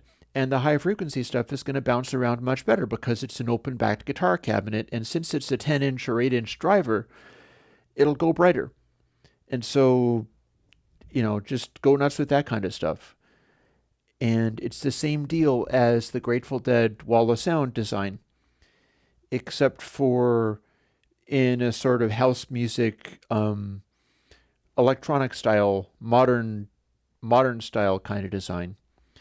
And honestly, it might be cheaper to do than to get a really amazing, really impressive PA system together. Because the overall composite volume that you come out with from that kind of stuff is going to end up being pretty explosive, but it'll be huge. It'll be huge and clean sounding because everything is mixing literally in the air. And then you're also going to be able to take stuff like the champs and so on. Like I have kicking around somewhere speaker stands that I've used for things. Um, you get your little tiny tube amplifiers for stuff like that and stick them way high up on nice speaker stands. Just get loads of speaker stands to put things around so that stuff is up. And then point it in funny directions. Like a lot of these high frequency type drivers, like a Fender Champ or whatever, or anything of that nature, like whatever you can find that is equivalent volume, has a sound of its own, and is useful in some kind of way. Doesn't have to be like magic for guitar tones. All it has to do is make loud noise. And if it's a small open back cabinet, that is a figure eight radiator that's going to fill up a lot of space in high frequencies. You're not going to be able to go below a certain amount. It's always going to be a high pass. But if you're doing that for your hats, if you're doing that for percussive sounds, then that'll make a very big ambient kind of noise, or certain kinds of pads. Say you want a synthesizer pad, you got a stereo synthesizer, and you're like, I want this synthesizer pad to really be just an enveloping wash, but it doesn't have to be thunderous bass. So you go, okay, Supersaw or whatever, and throw it into a couple of widely spaced Fender Champs, and they're firing bidirectionally because they're open back cabinets, and off you go. Now your pad has loads of natural reverb because you're getting front radiation, you're getting the echo, but you're also getting it bouncing off the back wall just as loud. Horn speakers are going to be different. What you'd be wanting for the horn speakers is you'd be wanting to put them in the corners, or you'd be wanting to put them up against the wall, because the horn speakers and bass speakers, you're also going to crunk up against a wall or in a corner, and that'll shake everything. That'll shake the room better. But PA style horns, or even just public address horns, I used to be really into the idea of getting public address horns, those little rectangular guys that are just for, putting your crystal microphone and then you're announcing to the stock car racing, whatever, the stuff that sounds like that. You could probably do a damn good snare drum type effect out of that, but you'd want it to be back against the wall, because if it's far forward, you walk behind it, you can't hear it anymore. It's super, super directional. But the thing about horns, especially stuff like that, is that it's not just perceived loudness. That stuff is loud. I mean, horns can go up to like 140 dB within the narrow ranges that they're able to do. Really large horns are better as far as going deep in volume. And little tiny horns are better for high frequency stuff. But the public address kind of stuff is basically about having some band limiting. It can only go so far. It's going to be very sort of telephone soundy, kind of nasal thing going on. But that stuff can hit like 140 dB pretty easily. So you'd put it way back. You'd aim it into the center of what you're working with and just crank it up and go. And that stuff can go loud, loud, loud, loud, loud. So that would be also, horns are good for percussive sounds because they can project a percussive attack super well, much better than just normal speakers. Like the Fender Champs and whatever, that can do a loud percussive sound pretty good. But if you have a horn driving the same kind of signal. It's also going to be like low frequency limited, but the amount of percussive punch you can put up in the like upper mid range would just blow your mind. Even a fairly low wattage one, like say you could make a insane little like loud box by taking some of these PA speaker like public address style horns and powering them with something like a Fender Champ. Little small tube amplifier. The horns typically have a normal driver. It's like an 8 ohm driver of some kind. So you can make a thing that is intentionally band limited and also intentionally insanely painfully loud, and just dedicate it to particular kinds of sound output, like a particular module, a particular synth, that you know is just going to be like, yep, this is my backbeat. This is a chuck, chuck, chuck, chuck. And you have that being its own little thing, just sitting somewhere and like hiding at the back of your mix, because your mix is basically you being in a room with a bunch of stuff. And yeah. And all of this, like I could be powering something like that off of my modular rig, because it's got a bunch of synthesizers and things. But all these things are going through outputs, and there's a cable for everything, and it typically has to go to a mixer. The mixer's over here, but there's no special reason I'd have to. I could take that same rig or design a rig for that purpose. Eurorec is great fun with that because you can build all kinds of crazy stuff and have it working synchronously. And then rather than running the outputs to mixing, run the outputs to individual amps. Get a bunch of really long cables, and it's like, okay, this hi-hat or this drum sound goes to the Fender Twin in the corner. And it's just go whack from over there periodically. And you just build stuff up in that way.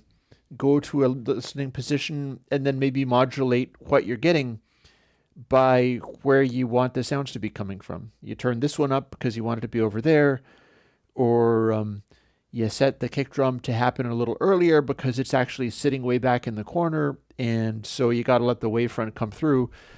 And then you have the other signal, like you could do this. Now, you don't need preamps necessarily, just cheap-ass little amps of some kind. Say this is a room. I wonder if I have it. Nope. And say you got your bass cabinet, and it's coming from this room, and then you've got a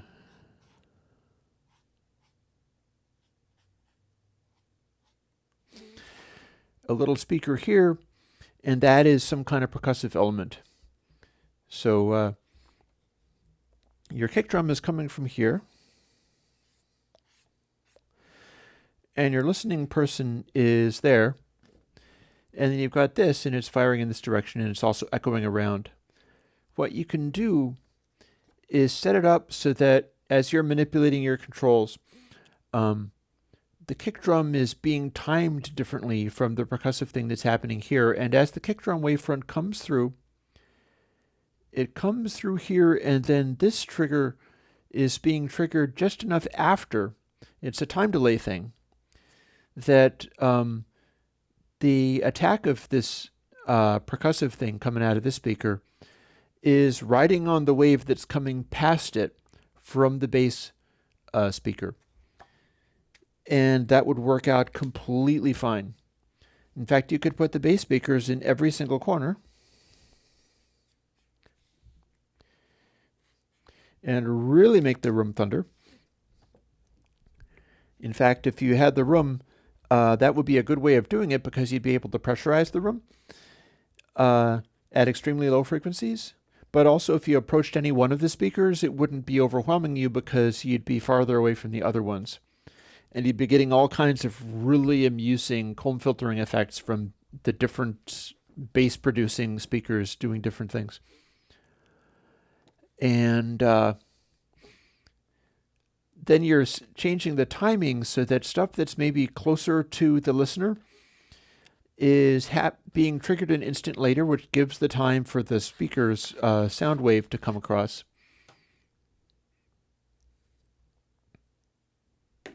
That'd be great.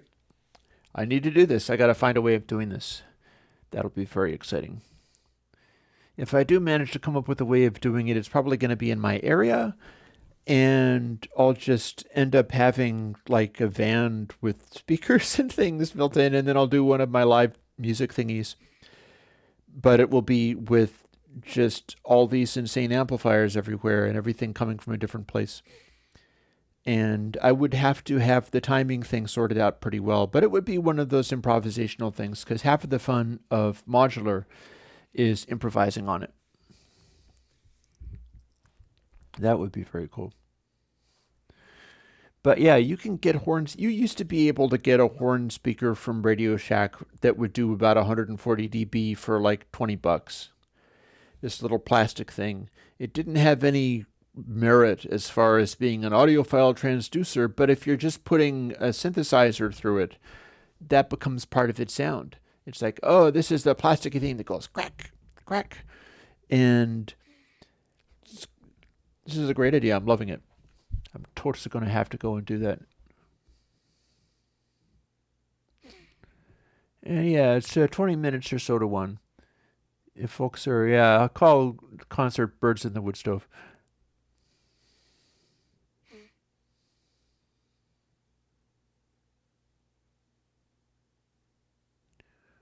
Checking on some of this stuff.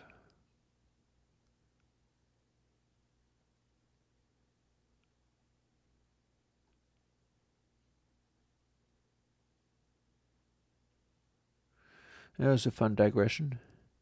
It's the kind of thing I can get really excited about, especially since you can get like these weird surplus amps and things. Just like, okay, how do I get 16 Fender Champ amplifiers that don't actually have to be Fender Champs? All they have to be is tiny tube things. That's a way of doing it.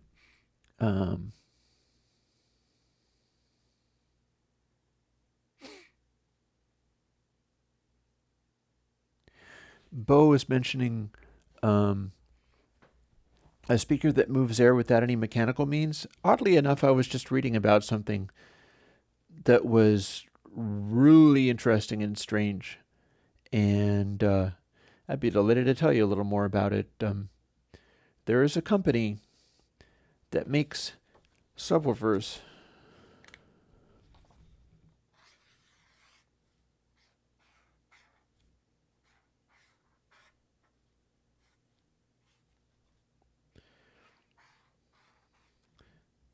They look kind of like this.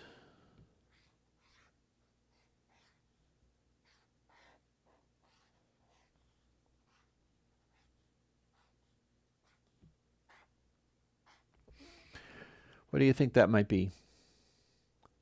This is not a cone. This is a dome, and it's a metal dome because it's a metal object that spins around.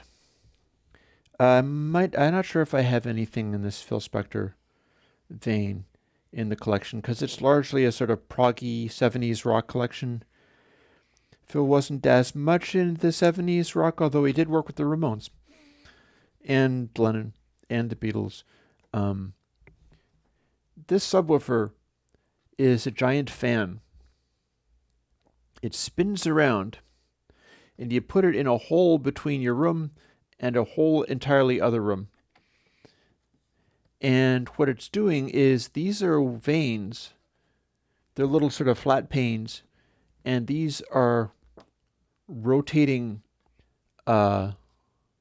things that are built into this spinning dome, so that it rotates between being an input fan and an exhaust fan. Thing rotates at what, I forget exactly how fast they have it going. You have to have a sort of internal damping area to cut down sort of wind noise from it. But it just spins like crazy, and then these vanes fluctuate between like this, but at audio frequencies. So it's capable of doing about 110 decibels at 1 hertz. 1 hertz. It's the coolest thing ever.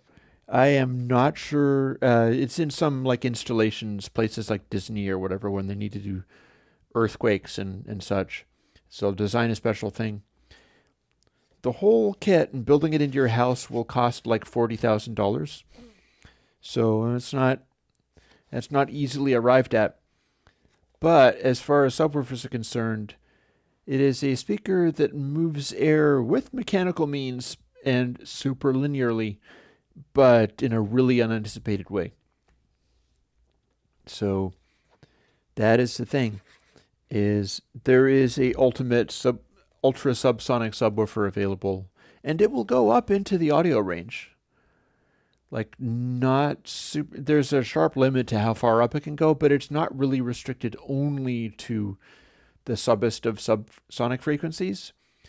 It'll go up to like 20, 25 or so hertz with some conviction, because that's the amount of space you need to contain that is such that you can have a fairly large open space and modulate the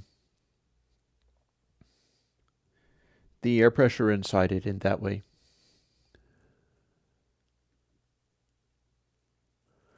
100 Fender amps for $40,000 or $40.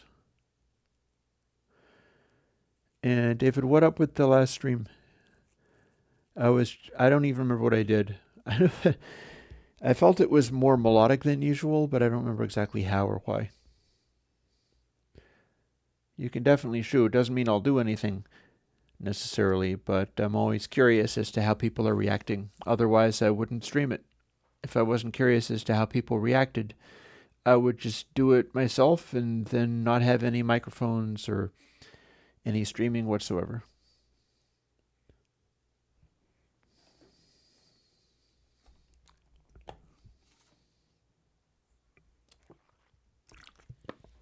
I'm going to take a moment also and check something.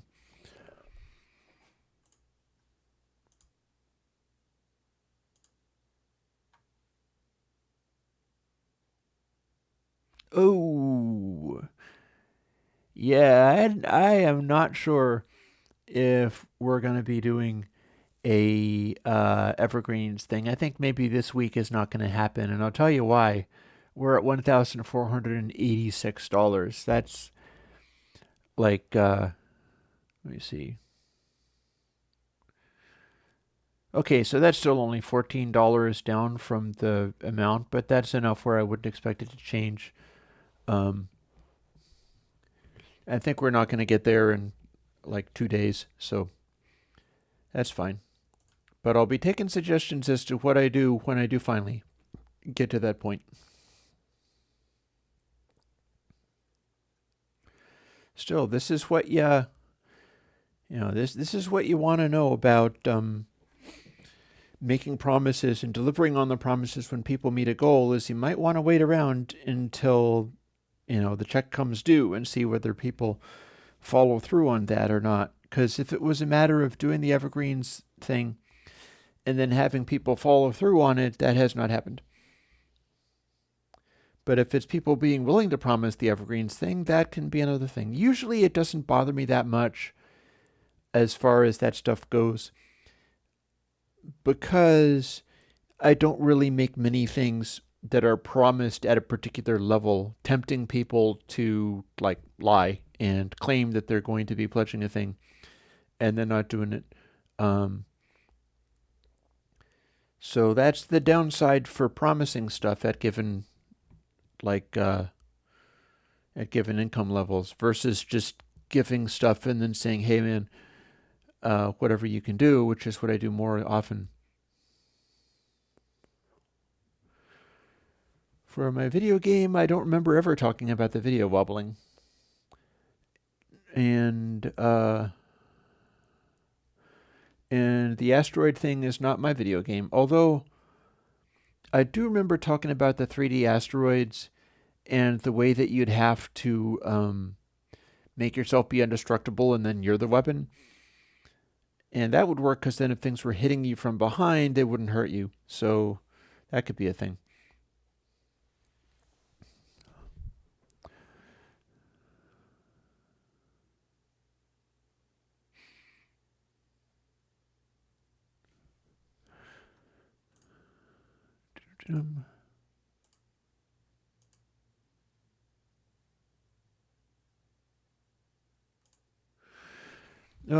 He wasn't saying too bad you weren't thinking of this stuff. What he said to me was, I've been watching you build this program and everything that's been happening with it, and things seem to be happening at a quick rate, which is basically, I don't think he would argue that. I don't think he would say nothing happened, nothing changed, nothing was accomplished. But what he's saying is, you seem to be trying things at random and not thinking. Because we are apparently operating on a different definition of what thinking means. Um, the guts of what I do is arrived at from pursuing a more intuitive understanding of stuff and getting a sense of like, this needs to happen in this way or not in that way. And it's not being built up from principles. It is not being built up from these sort of axiomatic things that build upon each other to form a formal intellectual structure of, thus and so and this and that. When he's tried to do things like that, they've generally not been good as far as games are concerned, because they are things that have already existed. It's not easy to formally and rationally construct stuff from known first principles and end up with something in any way original or interesting to people who are already familiar with previous examples of stuff that exists. So that's a big deal breaker for me very often, is that if I'm going to be doing something like, say, a game or a plugin or whatever, mostly I'm not going to want to be like, oh, there is a biquad filter. It is a kind of filter. I know, the world needs another biquad filter, but made by me. Is a real non-starter for me. It's a real non-starter. It's like, why do you want that? That already exists. Isn't there something that doesn't exist that would be more interesting for you to do? And as such, if I'm talking only about stuff that doesn't already exist, it completely removes the capacity to build upon known and proven things that are there. It defines the only area that I'm interested in as the area that is out there unknown and unproven. And sometimes that'll lead to stuff like Peaks Only. Peaks Only is like that, because it could have gone in any number of ways. And yet I discovered that through spreading out these sounds using phase rotation and then also amplifying them, I can get it to where typical audio that's not difficult or challenging in any way is changed in character, but still kind of mellifluous. It's like mellow and pleasant sounding, especially because all of the expansion is essentially console 5 bus over and over and over again. So when things aren't too loud, it's just repeatedly making space, making stuff feel bigger and wider, and that is pleasing. And then as soon as you start getting peaks that are getting carried away, it starts going nonlinear and going distorty and throwing obvious problems, which would normally be bad except for when you're identifying imbalance in peak energy as a problem itself, in which case it's telegraphing that which is not initially obvious. And the whole thing becomes like, yeah, for all I know, this is going to be a huge success, although maybe it'll be more popular when I do the monitoring thing and treat that as a sort of final thing, like, okay, guys, pay attention to this one because this is going to be a fundamental tool for you, offering all those other possibilities. But the fact is, Peaks Only is not necessarily pleasant sounding, but it's incredibly valuable because of what it does with aspects of audio that, like, somebody like my brother, and I'm going to have some conversations with my brother because we got to come up with like positive things to do together. I don't like being told that I don't think. That was hurtful, but it didn't mean anything by it. He just this is the way he sees things. But the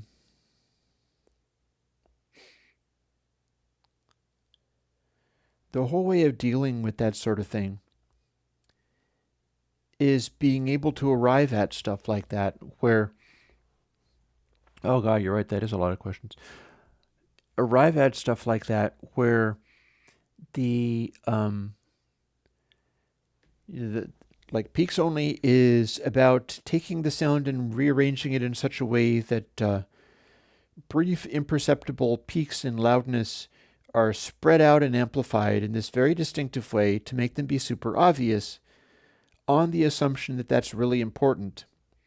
And if you start with like, well, the stuff that you can't hear doesn't matter, that's why we make peak limiters, and so the stuff that you can't hear doesn't matter and should just be gotten rid of, is one of the axioms that people go by. And all I can do is defy that by saying, okay, fine, here, this makes those things that you can't hear so well much more obvious. Now you can hear them. Now what are you going to do? And furthermore, you want to hear them and you want those things to be in your mix, even if it's difficult to work around. And lots of modern mix topology is based on just eradicating all that kind of stuff. So it's challenging. So let me glance at some of these things while we still got a few minutes. The thread, I forget. I think it's very likely, like, don't do anything about this. I will just chill for a week and won't worry about making the evergreen thing. Probably within about a week we can start talking about that again. We can start talking about what records to use for it. I'll take suggestions there.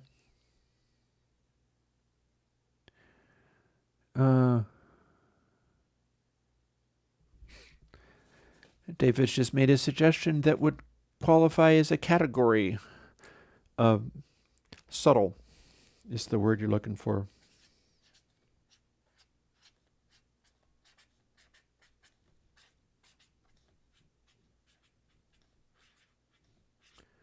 There's actually many uses for that.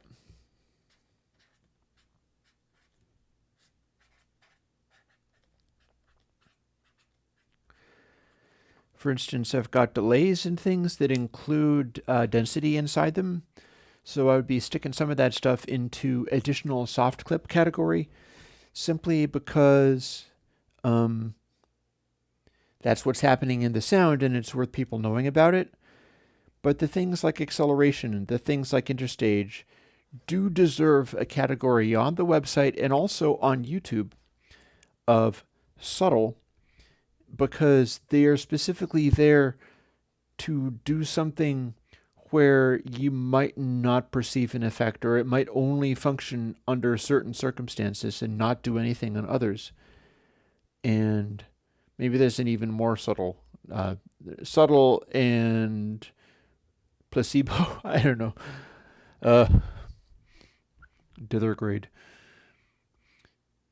But the thing about categories is this. If you do a YouTube channel, and this is something I found out going to a convention for a completely unrelated thing, but I saw somebody do a panel about this and it was amazing.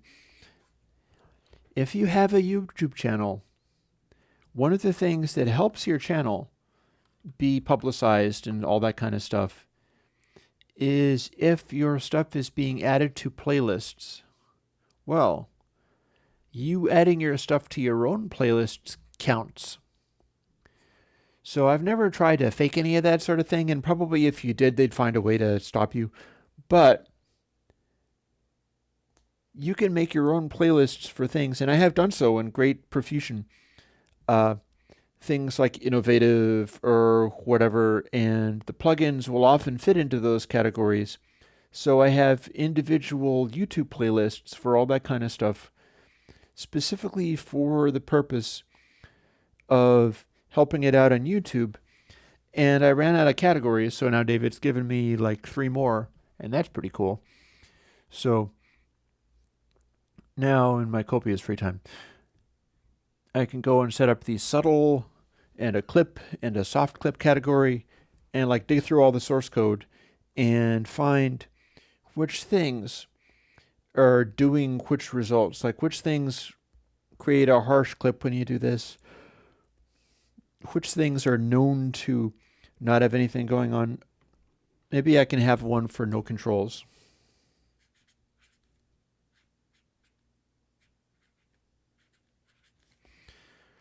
Those blank ones, and I can have a playlist for just that.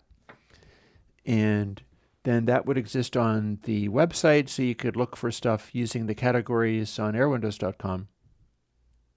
And it would also be helpful on YouTube because YouTube likes you better if your stuff is being added to playlists, and you can make your own playlists to do it with.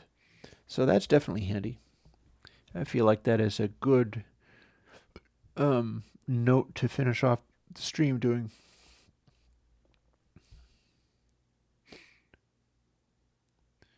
So, yep.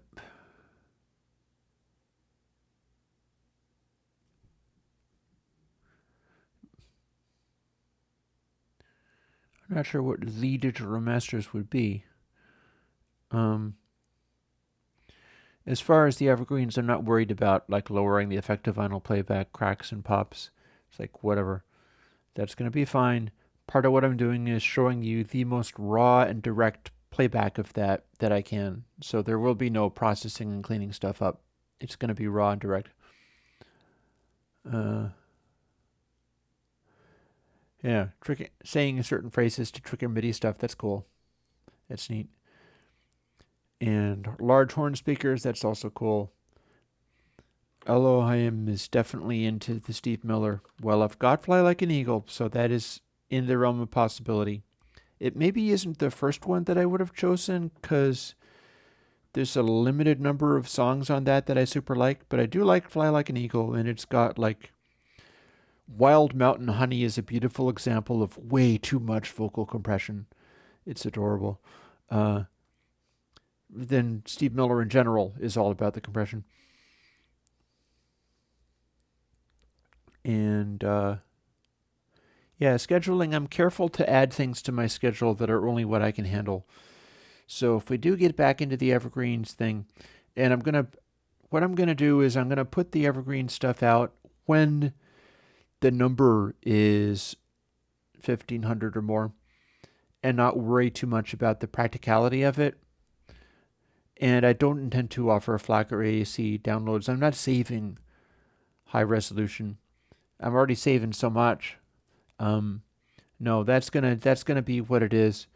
Part of that is because it's not about necessarily. Okay, we have a lot of. You're really into the Fly Like an Eagle. That could be done. That could be done. Maybe that can be the next one. It does give me enough to talk about. I just need to research it a little bit more, because what makes it not come very high on my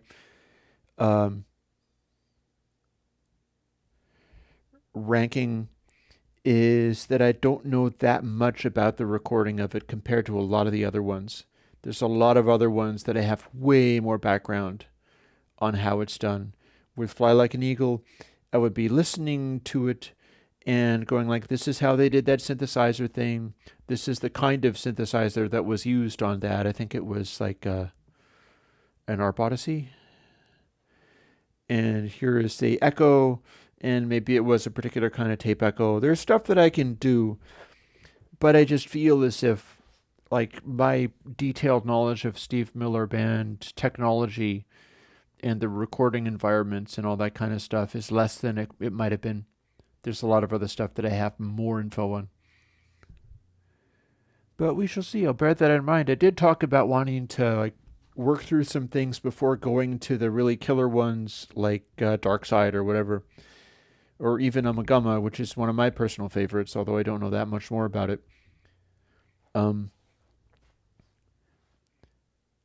So maybe that can happen. We'll see. At any rate, I do no specific processing because you should not do processing for mastering to MP3s. It is like 192K and lame. It's the lame music encoder. And 192K is better than anything you're going to get off of SoundCloud or YouTube.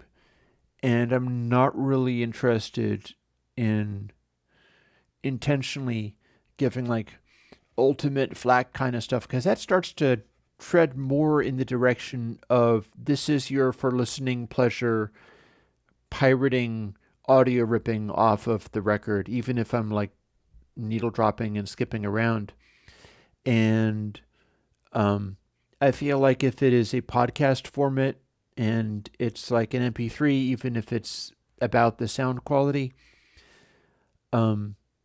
that is further argument towards it being a podcast and it being done for the purpose of that, rather than being done for here is 30 seconds of a track that you can use for a mix check.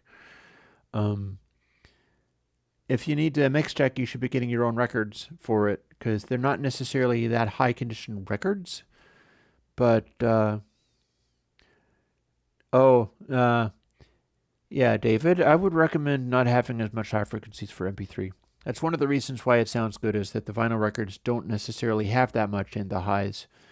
And you never, ever, ever, ever want to boost the highs going into MP3, because it'll just make everything all that much worse. We've talked about that before. So there is no specific processing. Give it the best that you can and let the MP3 encoding do what it can. And that would also include, like, if you're going to something and then making MP3 out of it, you should dither to 24-bit. You should dither to 16-bit if that's what you're using before going to MP3, because otherwise you're just trying to MP3 artifacts, and you don't want those. It's not helpful. You do the best you can and then feed the algorithm the purest output that you possibly can, and it does what it can with that. But you certainly do not want to do anything as far as like extra boost the detail, because it will be lost. That's the last thing you want to do. And on that note, I will bid you guys good day for now. I have plugins coming up for the next few weeks, so that's cool. And I've got some stuff to work on. In particular, I'm interested in this monitoring plugin, which could be very cool. That's cumbersome because there's a lot of stuff to do with it, but it's not actually super hard.